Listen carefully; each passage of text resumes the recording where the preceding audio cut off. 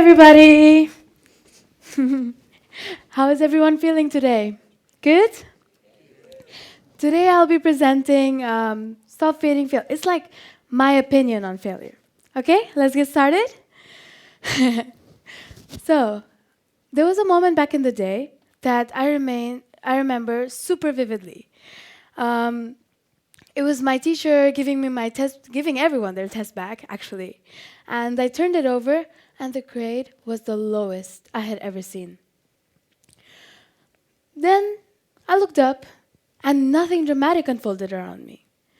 The classroom continued as usual, and conversations carried on. But inside me, something shifted. Something that had a big impact on my life forward. Um, I felt a weight settle in my chest.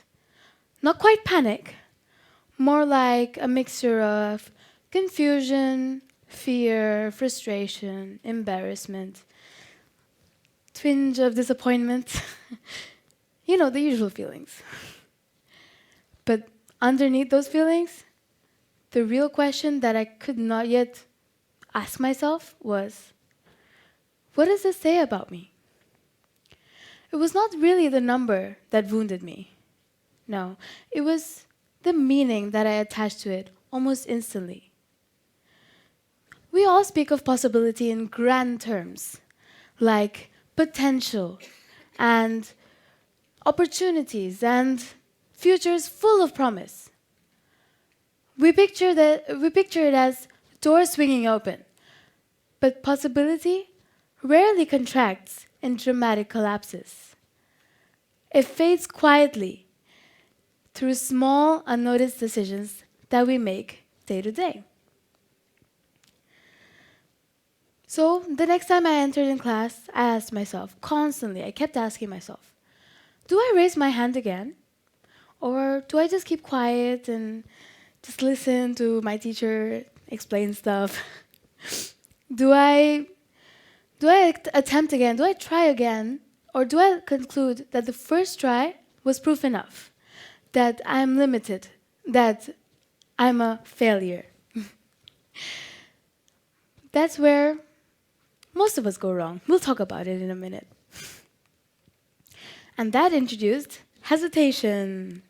Hesitation is subtle but potent. It it changes how we approach the next task, how diligently we shield ourselves from disappointment.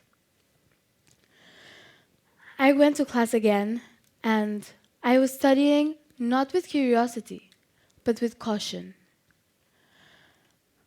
I couldn't ask questions in class anymore, not from disinterest, no, from the feeling of, the fear of, repeating the same outcome, like getting to the same place again. I didn't want to fail again. I doubt any one of you do. And it broke my confidence. My possibility, like my potential, was still the same. But my confidence was so low that I couldn't trust myself anymore. And that's the mistake we all make. At some point in our lives, and then we go like, okay, maybe let's start trusting a bit more. And psychology offers a really good frame here. Our brain does not present reality neutrally. It filters for relevance. It shows you what you believe is important. So when you think that, oh, I'm not confident, oh, this subject is not for me, or this topic is hard for me, or I can't do math, I can't do English, these type of questions in your head, they feel like truths, And the result becomes that every single one of your mistakes, even though it may be a few, and they overshadow all the correct answers, all the moments of confidence that you felt in that subject before. So let's say I make a mistake here. And sometimes, for many of us, we remember the whole event as just that one mistake. instead of all the beautiful experiences that we have had. But here's what we need to change. We need to shift our attention to expand our possibility. We need to change ourselves. We need to think that, okay, failure happened. I failed once, twice, thrice. But it's not that big of a deal. We give it way more importance than we should. And here is the perfect way to cultivate that shifted attention. Comparing yourself to who you were yesterday rather than comparing yourself to other people around you. Everyone is good as they are, but you need to, if you want to compare, and if you need a reference point, it should be a moment in the past, not the present of other people. Because what we're trying to do is improve ourselves. We're trying to expand our possibilities. So when I thought to myself that, okay, that grade didn't really matter. It was not the final assessment. It was just like a normal test that we did in class. My attention shifted from the failure to more opportunities because I will have a test again. I can redo everything. And that small test will not matter anymore because I'm better. I know more, right? When we start comparing to others, our possibilities limit because we keep failure central and charged. But honestly speaking, failure is not that important.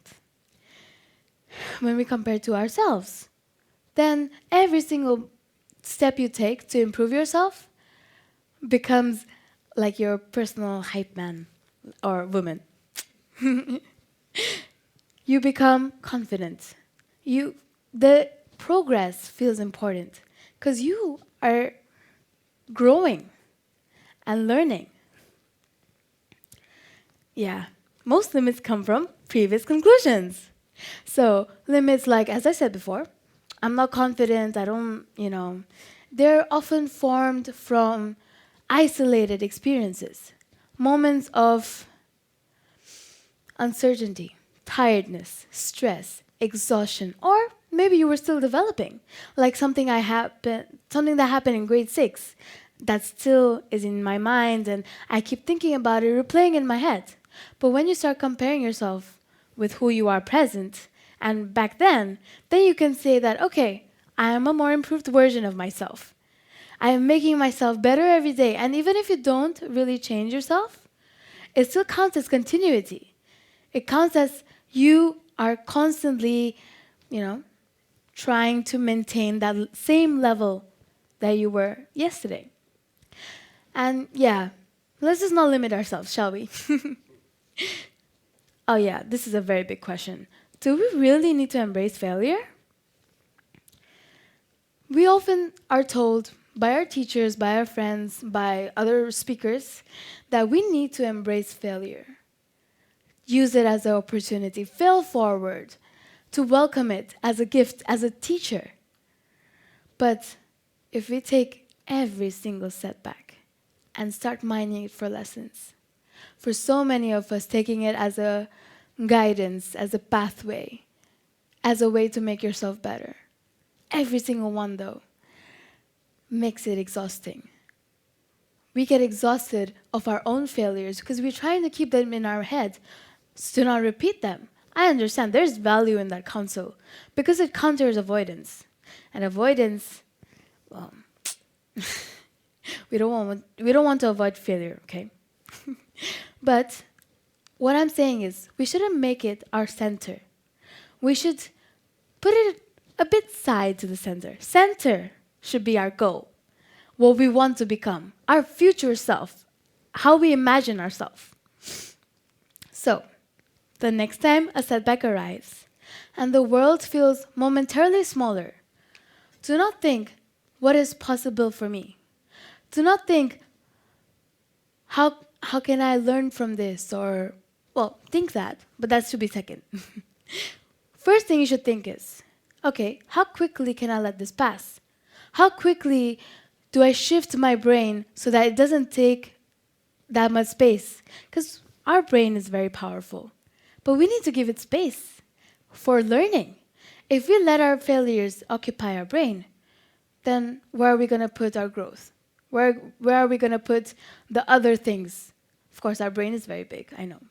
But not that big to keep every single failure in it, you know? So, yeah, take a step back, pause, and think, okay, what is the next step possible for me? And how quickly can I let this pass? Because holding on to it does you no good. So, and also, yeah, failure only grows when you feed it. It was kind of my title, so it's in reference. When you feed it, it remains at the center. It wants more attention. So just put it on the sideline. Let it be ordinary. Let it be boring. And yeah, that's it for me. Thank you so much.